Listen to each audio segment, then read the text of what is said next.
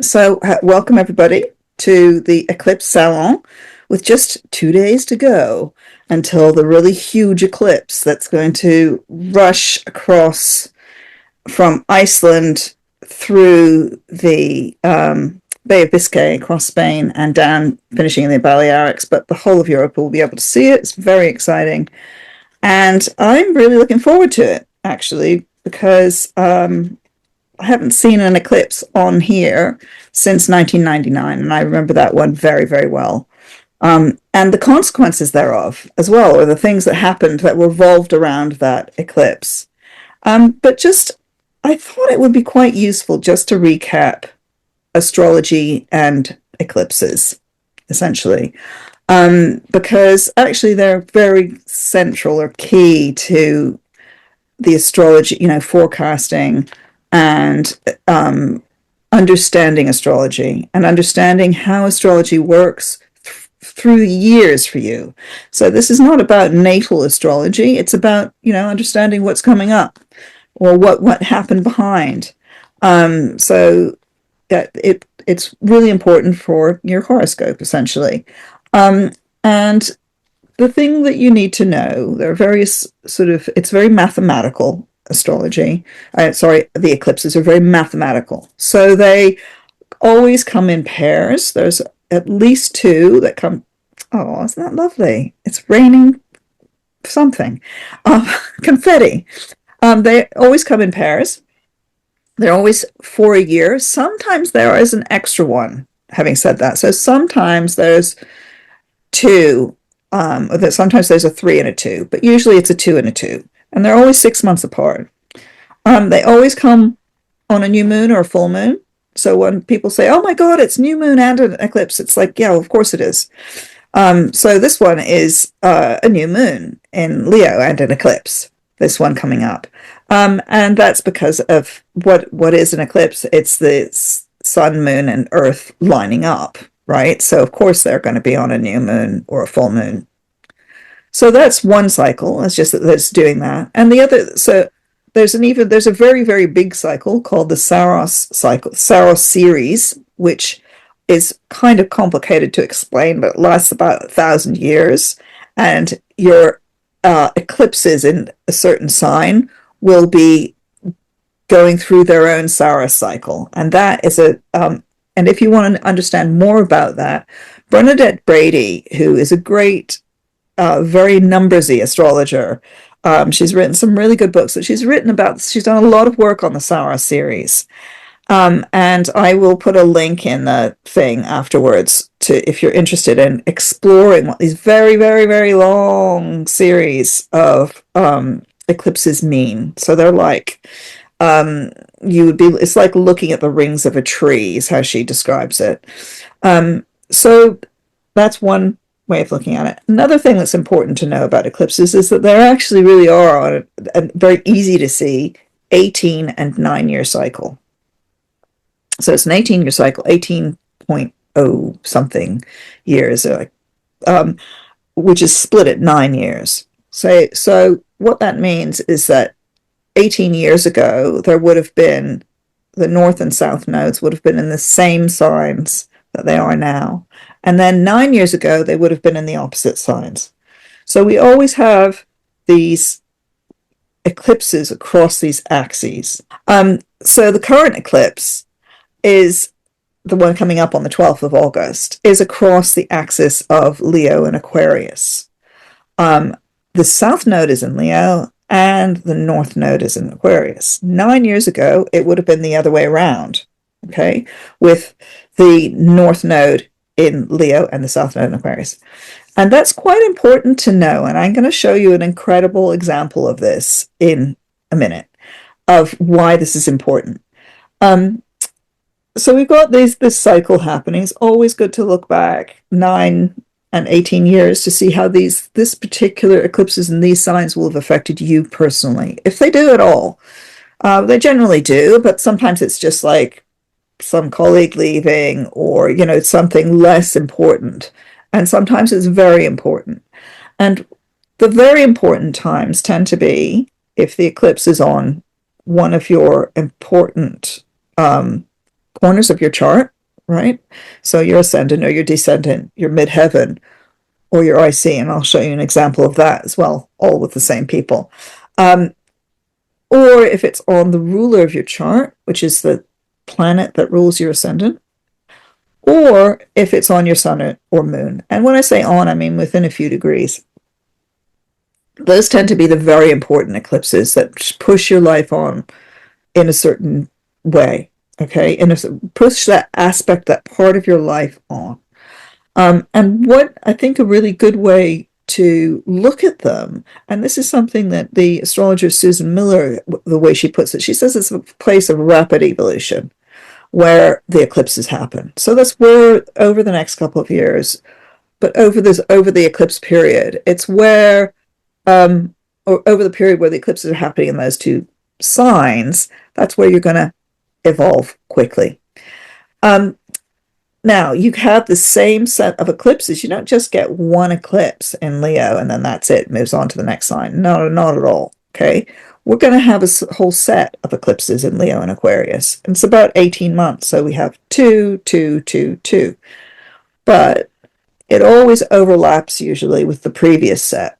So in fact, we have an eclipse in Leo coming up, and then we have an eclipse in Pisces, which is from the last set, which was the Pisces Virgo, because the eclipses move backwards through the zodiac, okay? So they were in Pisces, Pisces Virgo, and now they are in Leo Aquarius. So you can see that's moving backwards.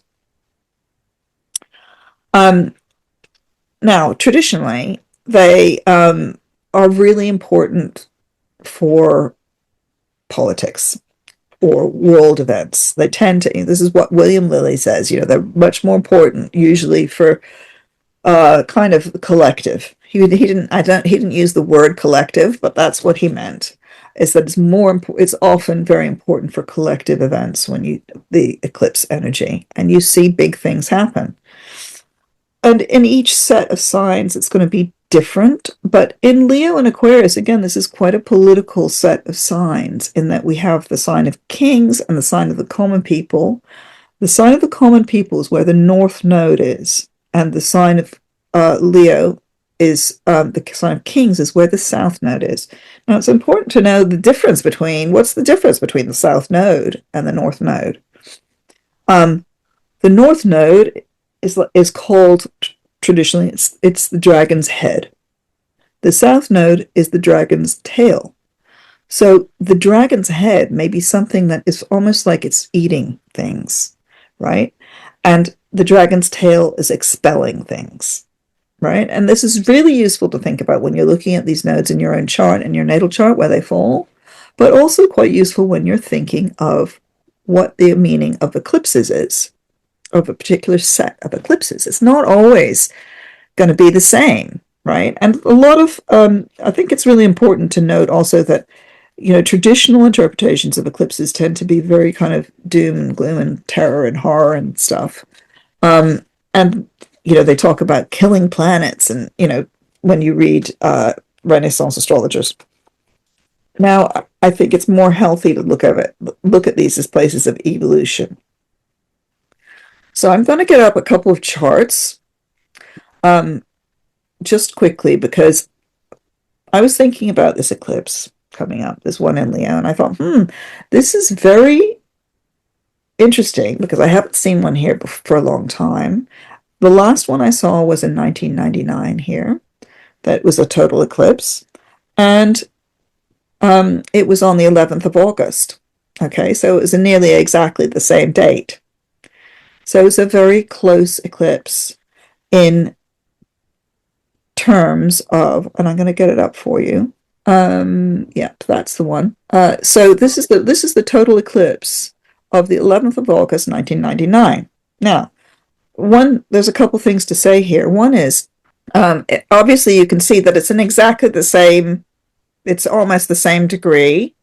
So the one coming up is at 20 degrees of Leo, and this one was at 18. It was making an incredibly terrifying square to Mars and Saturn, which were at 16 degrees. It was very tight T-square.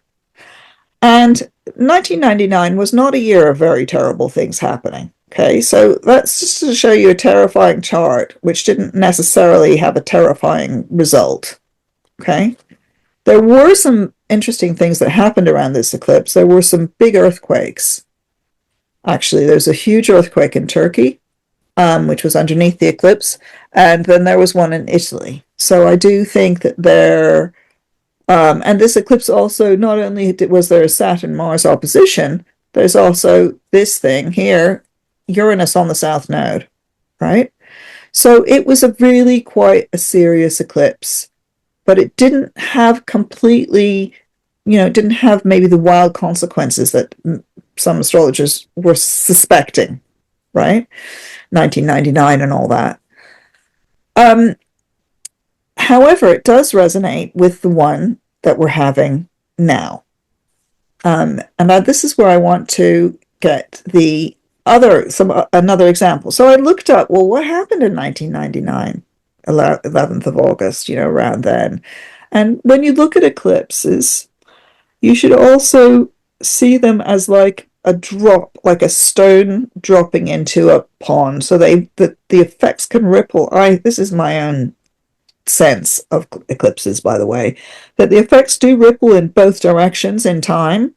So you may feel the effects of an eclipse before it gets there, right? So wherever it's falling in your chart, that may be a place where you're experiencing change now, or you did 2 weeks ago, or even 4 weeks ago, and sometimes even 6 months ago, because this is the area where the evolution needs to happen. And when we talk about evolution to do with eclipses, it always means letting go of something and letting something else in. Letting go, letting something else in. And I have an example here of people who had, here we go. Now, I was looking back at 1999 and I thought, wow, that's, nothing much happened. And then I looked more closely. And I saw that my friend Jo looked it up for me, and she found that Vladimir Putin had taken over power in Russia in December of 1999. So I thought, okay, that's interesting. That's within the eclipse. And also, if you look at that eclipse, what's happening with him is it's happening right on his midheaven. Like I said, the angles are really important. It's happening right on his midheaven. But what really happened with Putin was that 2 days before the eclipse, he became Prime Minister of Russia. He got into the pole position to take over in December. And that's what happened at the eclipse. And it's an incredibly powerful position for him. And that was a change of government in Russia. And we can see that with the Uranus thing. And what we can also see, what we also know, is that 27 years later, he's still in power. And that was an incredibly consequential thing that happened. But we didn't know that that was the consequential thing when the eclipse happened. And that's something really important to keep in mind about these mundane things with eclipses. We don't necessarily know that that was the thing. But I would say that was the thing, because eclipses, especially in Leo, are associated with the death of kings. Now, you may say, so you can see that if you can see this chart, I hope most of you can see it. You can see here's the eclipse, and here is his midheaven. So 19 degrees, 18 degrees, boom, right there. And that is the opening of the door. He didn't lose power at that point. He gained it, okay? And this is something to keep in mind, is that the North Node may show you a gain, right? It's opening a door into something. Now, this eclipse coming up, actually, the South Node is on his midheaven. So it'll be very interesting to know what happens in Russia with the Russian government, the oligarchy, with Putin himself, when this happens. Now, you may recall that the person who was the president at the time was Boris Yeltsin, who had his sun in Aquarius. Okay, so he swallowed up. His sun is literally, I think it's 11 or 12 of Aquarius. His sun is swallowed up by the South Node on that eclipse, and in comes Putin. And now we're a cycle and a half since then. And here we are back again with the eclipse in the same spot as it was in 1999. So for yourselves, it's really worth looking back at that year and seeing what happened, where these eclipses fell. If you can remember that year, what was the result? And the reason I wanted to, well, there are lots of reasons I want to show you this, because I think it's an incredible piece of straightforward, very simple astrology. That's what happened. That's it working. And it shows you the difference between the North Node at work and the South Node, right? So the South Node is a loss sometimes, and the North Node can be a gain. It's not always that simple, but in this case, it was a gaining of power. He finally arrives at the place of power. Now, if you want to know, if you're thinking, gosh, I wonder if I was born on an eclipse or near an eclipse or whatever, the North Node here, I'm showing it to you, this little hooky thing. I always think of it as a gateway. The red gateway here, that is the North Node, showing you where, if it's your sun or moon are close to that node, or they're close to the South Node, and you were born on a full or new moon, you were born on an eclipse. Okay, so we know a famous person, at least several, like I'll mention Prince William because that's nicer. It's so powerful, okay? I think that you can have quite a wide orb, and when you think of it, when you think of eclipses, quite often, so here you see there was a total eclipse, but it's actually 6 degrees away from the North Node. So you can be quite far from the nodes to count as being born on an eclipse. So I would give it a wide, it's probably that sign, right? It's within, I would give it a wide orb. Okay, so yes, I think that there's stuff happening there. I'm so fascinated by this resonance with 1999. He comes in on this eclipse, and that we're having the same eclipses in the same spot. What could that mean? If nothing happens with the Russian leadership, I would be really surprised, actually. I'm not usually quite so definite, but I'm definite about that. But again, like I said, we might not know it, we might not see it until a little bit later. And also, when Putin came in, and people were like, oh, he's the kind of West, he lived in Germany for 5 minutes. He's the one who likes the West. Not at all. So people also evolve. As he gained power, he evolved. So in your own chart, have a look at at where these eclipses are falling, and whether so let's get I'll stop that share. And I'm going to share the current ones. So we've got 2 coming up. So we have and there's a very, so there's a difference between a north, so the difference there was clear, is that Yeltsin left. He had the South Node on his sun, and Putin got the power. He had the North Node on his MC. So that's important to look at. But also, let's get up. I would say, the thing about eclipses is, because of the ripple effect, I think you can, again, have quite a wide orb, even to saying it's in that sign, right?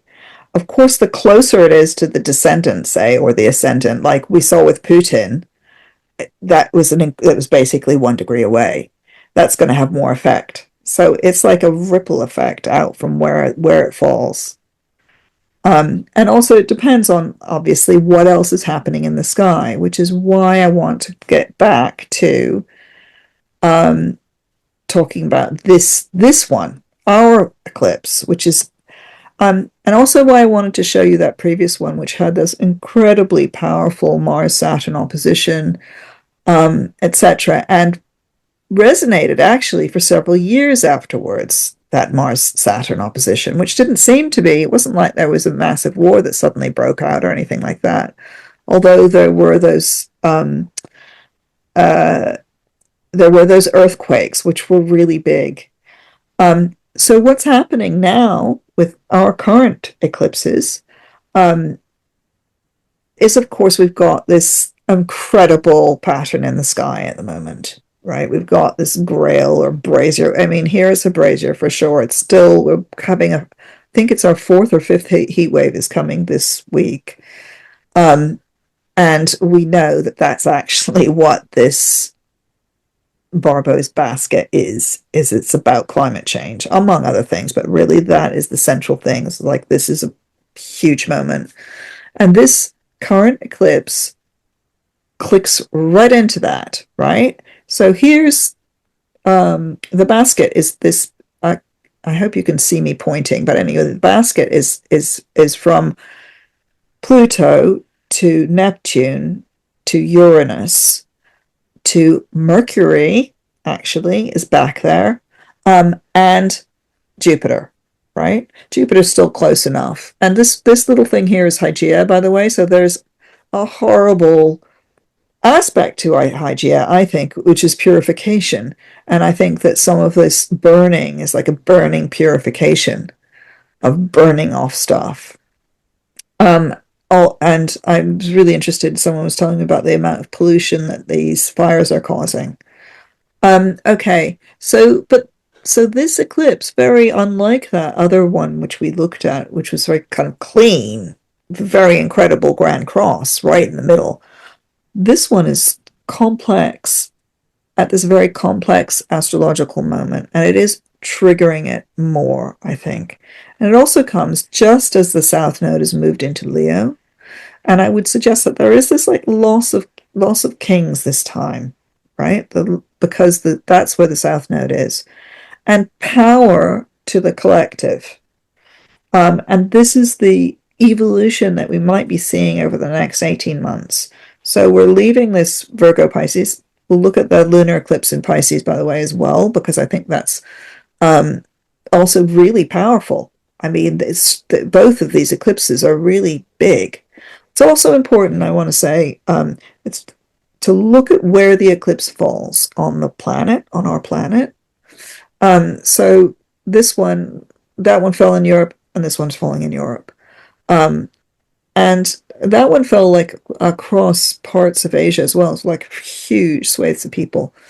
Because if you're under the eclipse, if the eclipse happens over where you are, it has more effect. It just does. So the 1999 one was, I'm just thinking, what happened. I think it's worth anybody who lived in Europe at that time to just think about what happened to them in particular.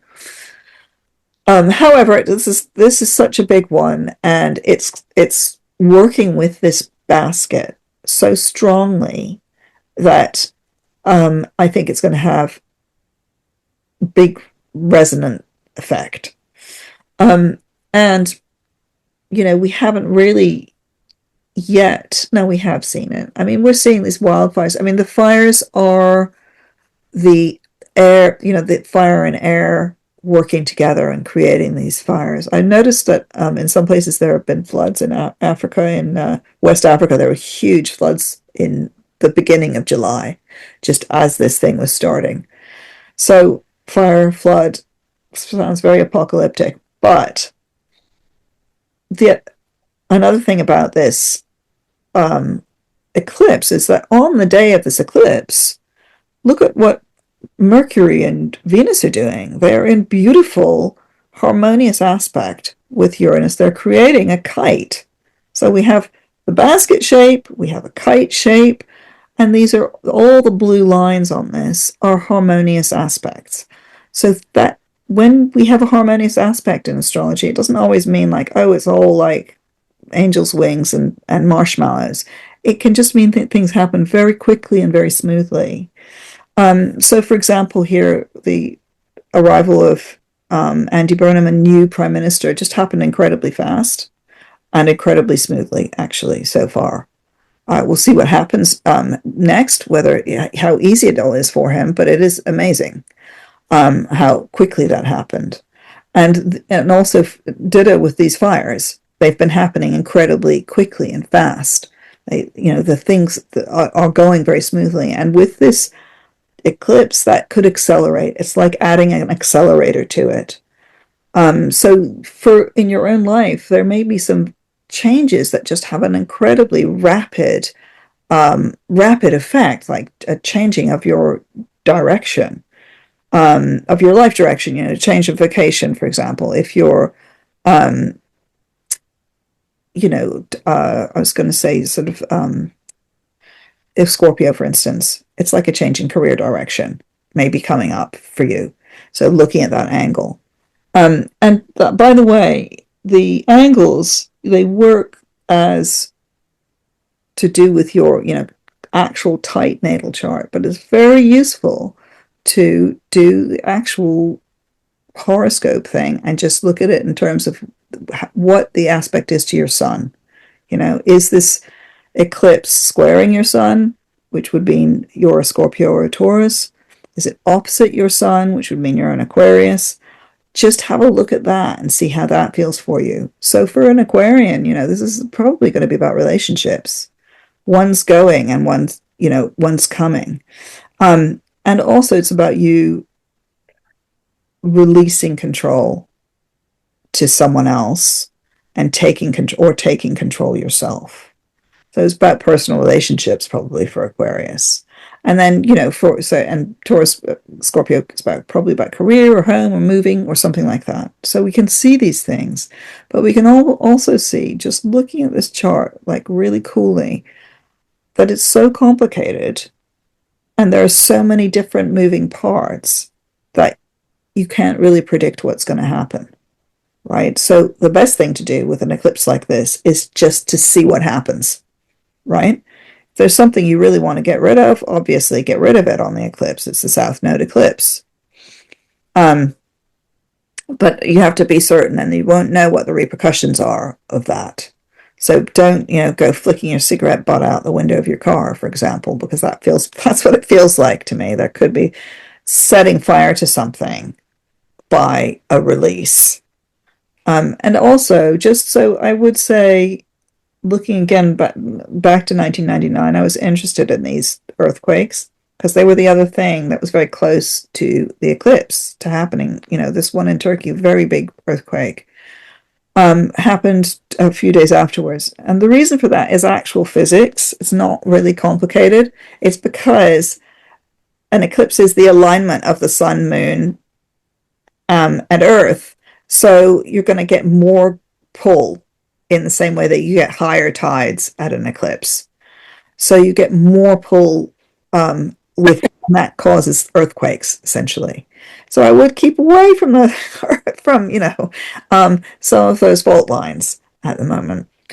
Another example of a very strong eclipse. Now, there is a difference also between lunar eclipses and solar eclipses. Lunar eclipses do tend to be more emotional, more like, more emotional. So I've had some of my worst arguments on eclipses, most irrational arguments. So be careful of that. Learn from my mistakes. And solar eclipses tend to be more kind of about outer stuff, and lunar eclipses more about inner stuff. But it's interesting that this lunar eclipse is next to the North Node. It's actually really, really close to the nodes again, right? So it's going to be almost, it says partial, right? But it's just barely partial. It's actually pretty close to complete. And this pair with the Leo eclipse, the Leo eclipse is the first of the Leo Aquarius ones. And this is the last of the Pisces Virgo ones. Oh, actually, that's not true. There's one more in Virgo, I think. But it's the last in Pisces. And so you may find that something is completing or something is finishing, or some process that you started maybe 18 months ago when this eclipse cycle started is finishing off now. Or that, and the ditto with the Leo one, the one on the 12th, the solar eclipse. I want to just quickly mention also, with that solar eclipse, there is another solar eclipse in Leo, which is a total solar eclipse next August. Okay, so there's another part to that. Total eclipses are not that common. right? So to have two like that close together in the same sign is quite interesting, that we're getting these two Leo eclipses, one this year and one next year. So that process is carrying on, and this one is completing, this Virgo Pisces one. Now, the Virgo Pisces axis is one that's to do with, well, many things, right? It can be to do with mental and physical health, but also it's an axis that I associate, and I think many other astrologers associate with the sacred, right? Or the holy, or priests. And we have had, when did Pope Leo start? I can't remember. Did he start during this eclipse cycle? I think he might have done.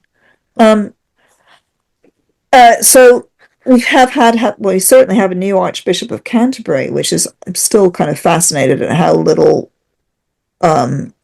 people are making of the fact that there's a female Archbishop of Canterbury for the first time ever. So we may have seen some changes within your own spiritual practice. You may have had some changes in that during these eclipses. And this may be the completion of that. For example, like going on a pilgrimage or going on a retreat would be a kind of interesting thing to do around that eclipse in Pisces, because Pisces is a sign that connects this particular nodal axis, connects us to the divine, and also to how we bring the divine into our own lives, into our own houses. What's your altar like? That's the Virgo side. What is your altar? Is it the kitchen table? Is it your desk? What is your domestic altar? Where do you put the ancestors? So this one in Pisces, this eclipse is in Pisces, and you can see it's on a full moon. By the way, we're talking about how eclipses are always on a full moon or a new moon. So this one's the full moon one. And obviously, if you're going to have a lunar eclipse, you need to have a full moon, right? Because how else is it going to be eclipsed? But it's interesting that it's, again, directly opposite to Mercury, which only 2 weeks previously was at the same degree in Leo. It was at 5 degrees of Leo at the lunar eclipse, at the solar eclipse. So there's a message coming through, maybe, from the solar eclipse to the lunar eclipse that has an emotional repercussion at the lunar eclipse. So again, take a look at where this is happening for you, if it's happening on a particular angle, even if it's happening, if you have anything in Pisces, frankly, but the closer to 4 degrees, obviously, the more powerful it is, or the closer to the edge of Aquarius. And I'm just thinking about all the stuff that's happening now, including our very own astrological world scandal, is all connected to these eclipses already. We can see things are shifting, the peak power is changing. And it is about a shift in power when it's Leo Aquarius. And it always is with eclipses anyway. So I think I'm done. I'm going to ask people if they have any questions. And I did look at William Lilly talking about what, eclipses mean in different signs. And I have to say, it was all very much like you will have, fish, the seas will run dry and whatever. And you just think, gosh, well, if that had happened with every eclipse, every time, we wouldn't be here. So it's important also not to get too, it's not just the eclipses that are going to do stuff, but they may trigger stuff. This basket thing that we're having is actually the really huge deal but the eclipse is also involved with that. So that's really interesting that these things are working together. And also that Jupiter happens to be in Leo as well, swells the power of this eclipse, I think. Even though I think it's 11, they're it's not close to the eclipse, it's 11 degrees away. It still makes it a very powerful eclipse that's coming because of the presence of Jupiter, which always makes things, exaggerates things and magnifies them. So this is a very magnified eclipse in Leo, the sign. And also, I think that there's something about eclipses in the sign of the sun, like solar eclipses when they're in Leo, that makes them stronger. I don't know if anybody else feels that. But, it's important that's in actually the sun's own sign, where the sun is normally at its peak of power, which is this time of year. It's normally at its peak of power, and suddenly it gets blacked out. What does that mean? Off with his head, probably, or someone's head. I think, especially because of the south node and nature of this one. Okay, What well, we there's a seem couple to of things that I kind of like Neptune because I'm Pisces, obviously, but I do think that when I said stuff about earthquakes and rumbles and that kind of thing, I do think that Neptune's to do with that. He's called the Earth Shaker. That's one of his epithets. So I suspect that there's rumblings. Okay, I'm going to share the chart again so people can have another look at it. Is that the right one? Yeah, that is the right one. Okay, so what you're saying, oh, that's the lunar one, isn't it? No, it's not. Here it is. What you're pointing out is this Neptune making this angle to Mercury and to Pluto, etc. So it's the basket again. It's our friend the basket is doing it's participating in this. And I think that one of the things about astrology that is so tricky but also interesting and makes it an amazing, I was going to say sport. That's a terrible way to think of it. An amazing thing is that it's about synthesis. It's about thinking, well, not just what does Neptune in Aries mean, which I think, that just feels like fire to me. Okay. It feels like these fires that we're already having. Um, it also means drought, but it's not just what does Neptune and Aries mean, but what does Neptune and Aries, Uranus and Gemini, and Pluto and Aquarius, what does that all mean when you kind of synthesize it into your head? And I would say that one thing that we're seeing is a lot of hot air. I mean, this is just putting aside the fires, a lot of hot air around AI, for instance, right? These discussions around technology, etc. That's the Pluto Uranus feel of this, to which Neptune is, and Neptune's participating in that. There's a lot of, and one of the things that many people are discussing around this, the AI and the data centers, is water.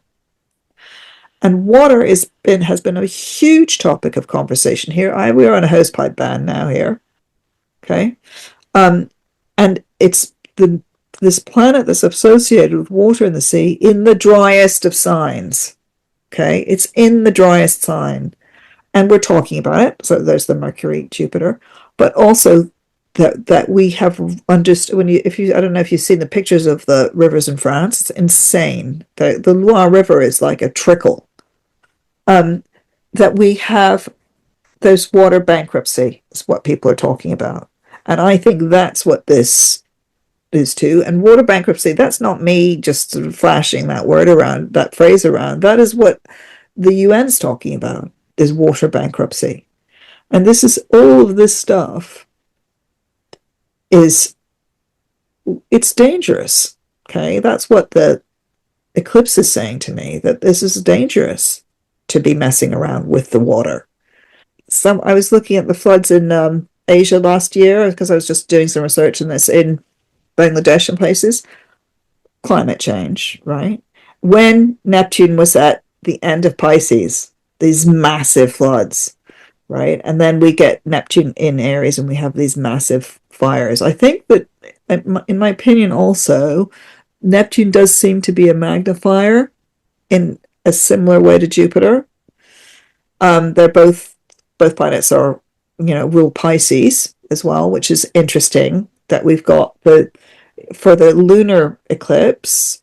It's quite useful sometimes, folks, if you're like looking at eclipses, to think about what the eclipse is ruled by. So, if it's like eclipse in Pisces, well, then Neptune and Jupiter are going to be involved with that somehow, right? And these are both planets that I think magnify things. They make things bigger and more extreme. So I agree. I think that this is a turning point with climate change. Obviously, I'm always optimistic and hope that it's a turning point and people will come to their senses and realize we have to stop, which is where poor old Saturn is there on his own, trying to kind of hold back this tide of stuff. And he was involved with that. There was the conjunction with Neptune right at the beginning of this year, or not the beginning, but a while ago, a few months ago. And now he's been going through the fire. He's been walking on hot coals, Saturn. And maybe, I think it might be helpful that Saturn is sort of trining this eclipse, right? Because we kind of need more Saturn as well. At the moment, we need some control over this, because everything with all of these very harmonious aspects, everything is slightly, it feels out of control. Not even slightly, it feels out of control, doesn't it? And the crazy tech bros with their whatever, with the Pluto and Aquarius, that feels out of control. The fires feel out of control. So how do we get things back under control in a reasonable way?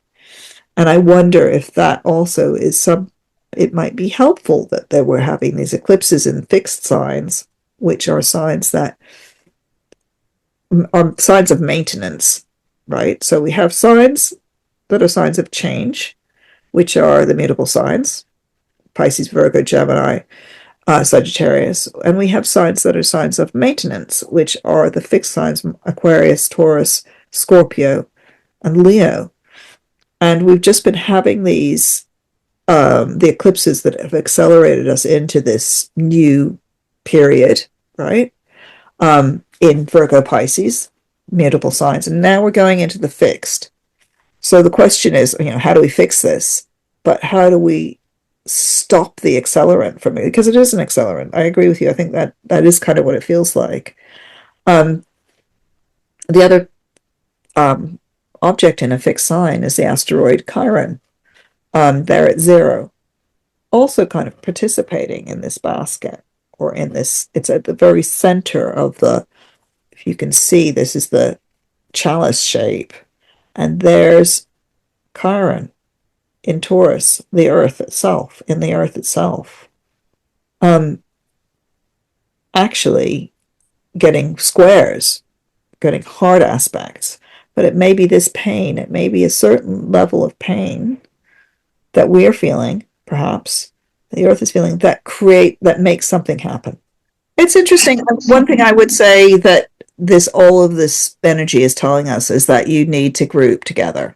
Yeah. Right? You need to do the Aquarius thing. Yeah. And be together. I have to say that Leos are, it's rare to have a committee without a Leo on it. But the Aquarius thing is cooperation, coordination, and working together.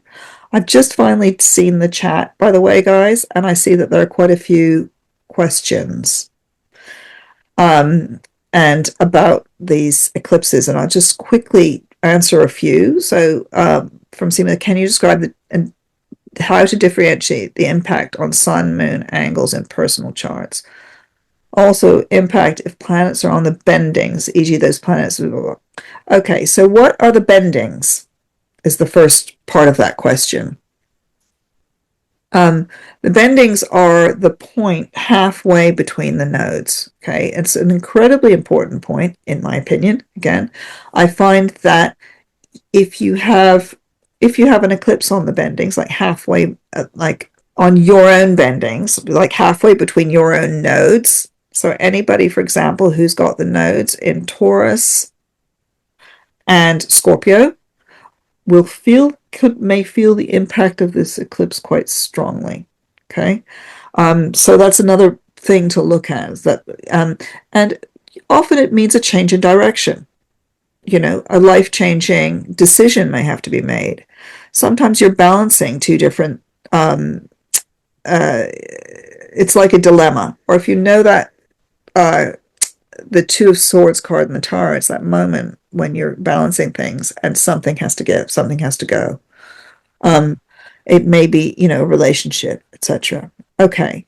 The impact of the bendings, impact on the sun, moon, angles, or personal charts. Well, that's a big question. Okay. So, sun's going to be your identity. Moon's going to be probably a lot more emotional. It may be to do with your children. It may be to do with your mother. Sun might be to do with your father. It really depends on what your circumstances are. So as you know, every single astrological factor is multidimensional, and that's why when you have a astrology consultation, you see an astrologer, you can talk everything through, because the sun could represent your dad, right? It could be your dad leaves, or your parents, the eclipse could be your parents getting divorced. But if your parents are really old, that's probably unlikely, or if they're not around. So you have to look at the individual's circumstances to understand how the eclipse is probably going to be affecting them. And in a way, and this is something that David was saying, because I was telling him today about, I was like, oh, this thing about Putin is really amazing. And I'm going to go look at Yeltsin's chart now, because it is extraordinary. And he said, that's the typical thing about astrology, is you find something incredible like that, but then what do you do with it? What am I saying with this? So you need to look at the individual chart to really see how the sun is working for you, or how the moon is working for you. Because for some people, their moon is, if the moon is on your ascendant anyway in your birth chart, obviously anything that hits the moon, that affects the moon, is going to just have massive effect on the rest of your life. But if it's tucked away, it might not be quite like that. Bernadette de Brady's done incredible work on this. It's very mathy. And she's looked at all this history. And if she says that it's a hopeful thing, then I think we can go with that. That maybe, because I feel that in the middle of this burning craziness, a door is opening, actually. And unexpectedly. Unexpectedly, we're at a turning point. Yeah, well, I think that the thing to remember with eclipses is that we're going to have another 6 months, to see how this unfolds. So back to my Putin example, he just became prime minister on the 9th of August. It wasn't until December that he took over. And then it wasn't for a while that people realized who he really was. But I'm very pleased that the Saros, that Brady has that to say about this particular Saros series. Which, like I said, it's quite complex math, but the series it's an amazing, again, it's this amazing wave that you see through history. If you see her graphs, this wave of these cycles, that she's traced back to see how, because eclipses connect to different series, so to speak. And I like that. Thank you. That's cheering. It's one of the best sort of serious, properly researched astrology books that's been published in the last 40 years. She's actually really researched it. So yeah, it's very kind of pinned down into the geometry. Or and I find that with lunar eclipses, someone was asking about the difference, and that you can be incredibly irrational on a lunar eclipse and make big hysterical mistakes, or that other people can. So I would say the other approach to eclipses on a personal level is to be forgiving of people's behavior around eclipses, because they may not, they know not what they do. I know that everybody wants to talk about Trump, so I will just briefly mention that he is born on an eclipse, so always affected by eclipses. He is an eclipsy kind of person, and that's why he eclipses everybody around him. That doesn't mean that everybody born on an eclipse does that, but actually it's quite common with people born on an eclipse to have that effect. So you know how some people, they just can't help it. They come into the room and they have charisma, and it just blots everybody else out. That is quite an eclipse effect. And it's interesting to me, I don't know if Prince William has charisma, but he certainly is born on an eclipse. So he also will blot people, all the eyes will be on him, you know, when he comes into a room. And that's an eclipse thing. But where were we? Oh, we're talking about could it bring. I think Trump is already being affected by these eclipses. And I do think that this is how I was saying to Peg when she was here, astrologers are always sort of hopeful that he's going to go or something's going to happen. And I've always thought, no, no, no. But this time I'm thinking, actually, something may happen. But I wonder if it's more that something happens over in Russia that then has a ripple effect somehow. Because, as we know, there is so much intersection between the criminal gangs on both sides of the Atlantic. Yeah, I love the watery issues.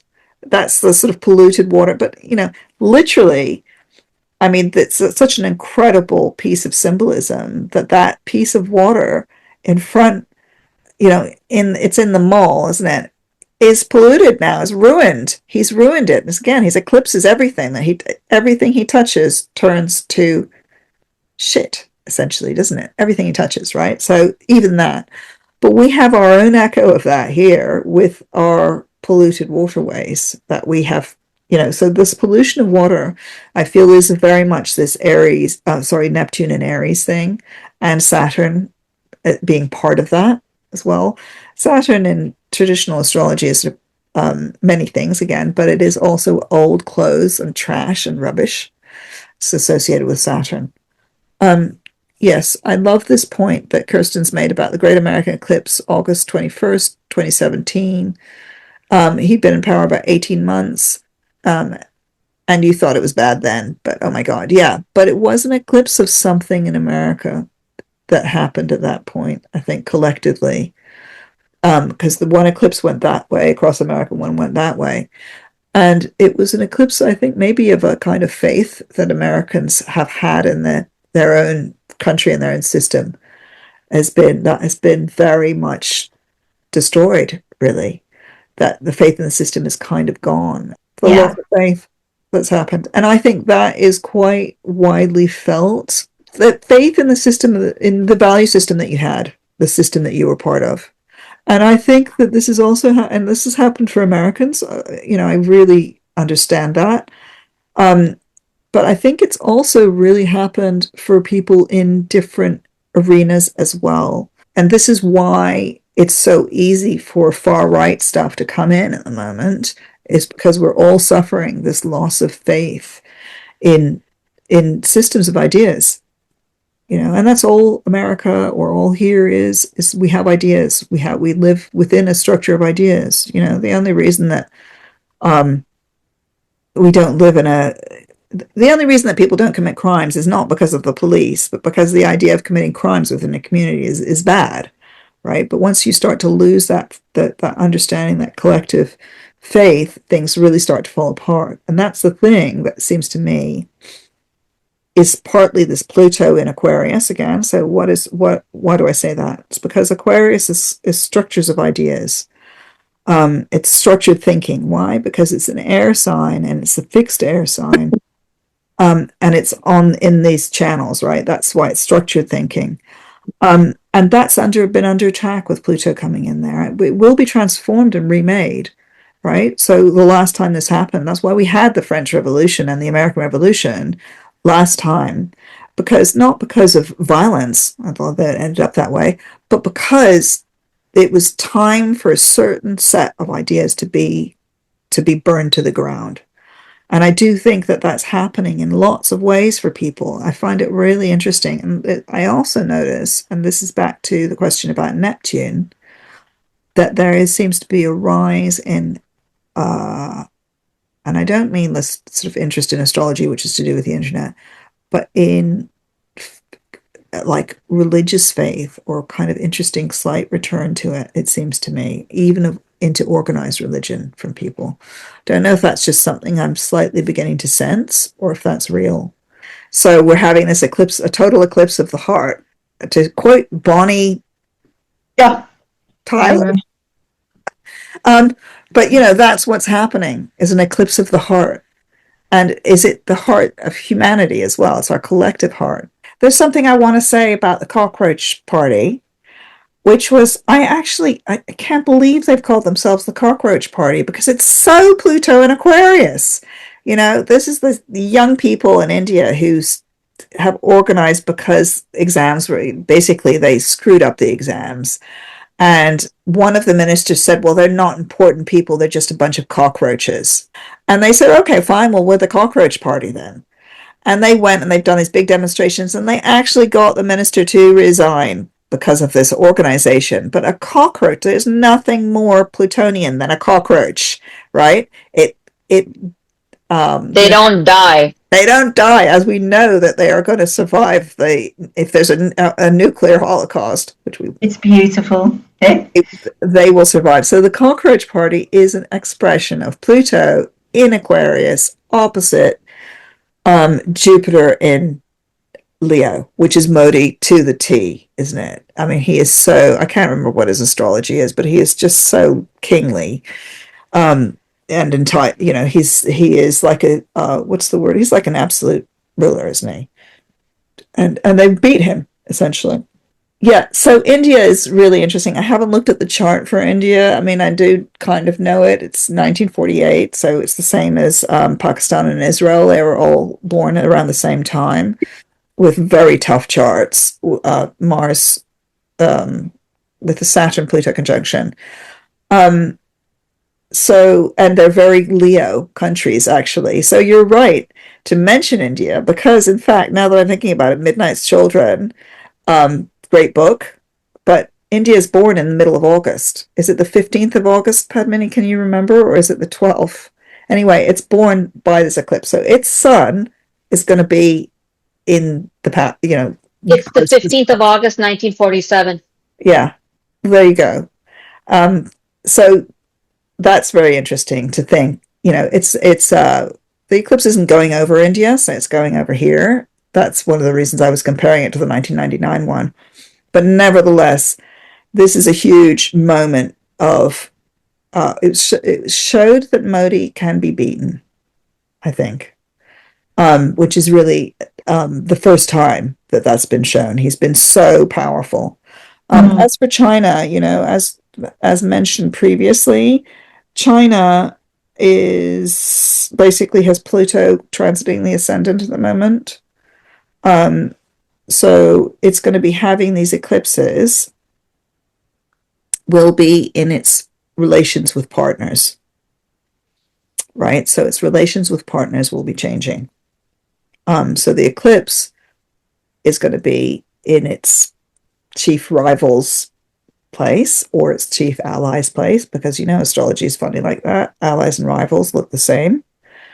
But I would suggest this is to do with, one of the issues that may also come up along with the fire is debt, is who owns debt, right? So China owns a lot of the world's debt, and it's on their, it's one of their levers. They're powerful levers. So it may be that they own the debt of other people, and that may come into play. I think there's loads positive for America, actually. And I just really, really mean that. I know it's terrible, and I wouldn't go there at the moment because I'm scared, but actually, there's all of those people who are, there's an amazing discussion in America about what's happening. People are seeing it disintegrate within. There's fantastic stuff being written about it. Heather Cox Richardson is just a goddess. Mamdani is great. So there's all these people who are saying stuff and doing things, and but what will happen is it is falling apart so fast, and this is the accelerant again. It does so remind me of the French Revolution, which just like everything just fell apart overnight so quickly. But then you build back up again. And really that's what's going to happen, is that it is going to fall apart, but it's going to be built back up again. And you can already see the seeds of how that could work. I'm not sure it will be a free and fair election, so please don't be disappointed if it's not. But I do think that the seeds of the future, the next story in the American story, are already there. right? With all of this, the opposition is fierce, and it's really bringing people to understand what, speaking of structures of ideas, what the idea of America really is. What is that idea? Which had kind of gone into a kind of drift of whatever, as to think, what does it mean to be in an equal society where people are taken care of, etc., etc. And I think it's really refocusing things, and I think it's going to take a long time. That was this month's salon on the 9th of August, a couple of days before the eclipse. And please enjoy this eclipse. Don't forget, as one of the participants said, to wear the glasses or look at it through your colander, which is what I will be doing. And if you would like to join us on future salons, do become a member of the Oxford Astrologer. Links somewhere around. And see you next time.